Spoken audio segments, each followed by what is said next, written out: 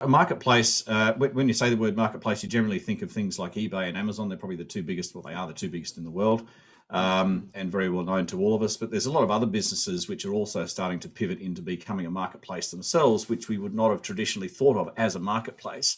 And most of these are actually retailers. Some of them are online only. Some of them are physical retailers that are also online, who are extending their offering or product offering through the endless aisle concept, if you might say, by using other vendors, other retailers, other sellers of products that they don't stock themselves, which they might then fulfill themselves, or those actual sellers, third-party sellers, might fulfill themselves. That's kind of what a marketplace is. So it's sort of blurring a little bit now from the traditional, eBay, Amazon, very more traditional marketplace view. The stats that I was sharing yesterday when we were chatting come from Australia Post. Talking particularly about Australia, but I'm sure that this experience is replicated in New Zealand, and we know it is around the world in certainly the current crazy year that we've had. So 80% of Australians shop online, says Australia Post, and of those 80%, 97% of them, in other words, almost everybody, uses marketplaces. So there's a pretty strong case for selling on a marketplace. I know that traditionally when we think of selling online, we think of a website. It's the most natural thing to think of.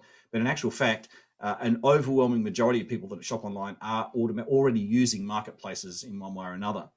As another stat that was an adjunct to that, there's also looking at how many businesses are actually selling through marketplaces. 50% of retailers in Australia are selling on marketplaces. This is coming from a Commonwealth Bank report issued just last year. And of the retailers, around 38% of retailers are actually, 38% of retail revenue is coming through marketplaces, online, that is, online revenue. Yeah. So again, it's a substantial amount. It's expanding this idea that you started speaking about, Hamish, by saying that the idea of being omnipresent or in omnichannel, multiple channels, is definitely the way to go. And the bigger retailers are certainly waking up to that. And also, as example, in the USA, nearly half of you hear these various stats, but basically call it half of online sales in America happen on Amazon alone. And then there's eBay and Walmart and all the other ones there as well. So essentially, the thing here with marketplaces is that is where people are buying. So as a seller of your brands, if you're not there, then you're missing out on a whole lot of opportunity, as this is where a lot of buyers begin their buying journey as well. So on that point there, Luke, I'd like to just, it would be good if you give some background as to how you began your marketplace journey on Amazon and how did that go and what worked well for you? So yeah, we started on Amazon about 5 years ago. We actually used Hamish and his team, Sell Global, to launch us there. So we used experts to get up and running. And yeah, we had success really quickly. We were lucky enough to get on reasonably early in the life of Amazon. And we got some advantages because of that. Yeah, and the success on Amazon really drove us to launch into different channels, different Amazon channels. We then went into Europe. We're all through Europe. And now we're in the majority of countries where Amazon sells. It's our main channel. It's our main breadwinner. So really important to us. And I guess off the strength of the success of Amazon, we then started to focus on our own websites. Firstly, we launched Australasia. And then during COVID, due to the obvious switch of people to buying online, we launched a USA store. We're currently, off the success of that, launching a Canadian store right now. And then we're looking to do Europe next. So we're just lining that up. And there's obviously some more complications with languages and things in Europe. But yeah, that's been our sort of digital journey so far. Off the back of the success of those marketplaces and our websites, we've also invested a lot more in our social media and in Google advertising as well. So yeah. Good. So look, what have you noticed as you have your brand being visible in more places? What's happened in terms of your overall online sales? So we've just found that the more places that we are, the more inquiries we get, and that's across all channels. So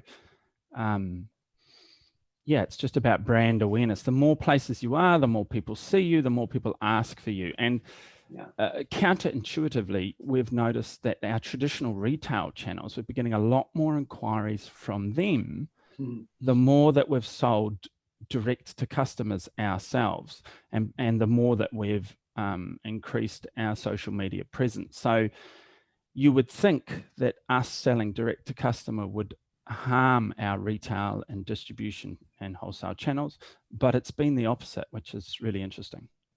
That's fascinating. And it's this, you could call it like it's a multiplier effect, really. And the way that customers are buying now in terms of where they go looking, nothing's going to cannibalize another channel, but it all actually grows. And that's certainly been your experience there, hasn't it? Yeah, for sure. It's about different touch points, so that they can find you in different places and get different feedback from different channels and different customers that shop on different channels, and it just builds trust, right?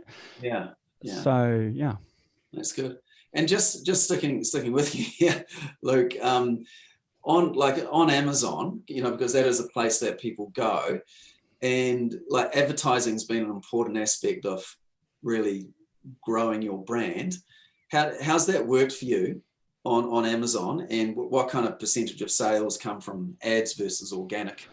To give some that's been really interesting. So advertising is key. We make 50% of our sales from advertising. And the more that we've increased our spend on advertising, the more our organic sales have also grown. So they kind of feed each other. It's a self-fulfilling deal almost. In saying that, we have used experts like Sell Global to tailor our advertising, and we also use software that helps us to maximize our spend. But yeah, advertising is key. So that's on Amazon. Off Amazon, performance marketing through non-marketplace digital mediums is harder. It's more expensive. You don't have that captured market. Customers in marketplaces are on there looking to buy. They've got money. Off marketplaces, you're sort of hitting people when they're not necessarily looking to buy. So the cost to acquire that customer is a lot more,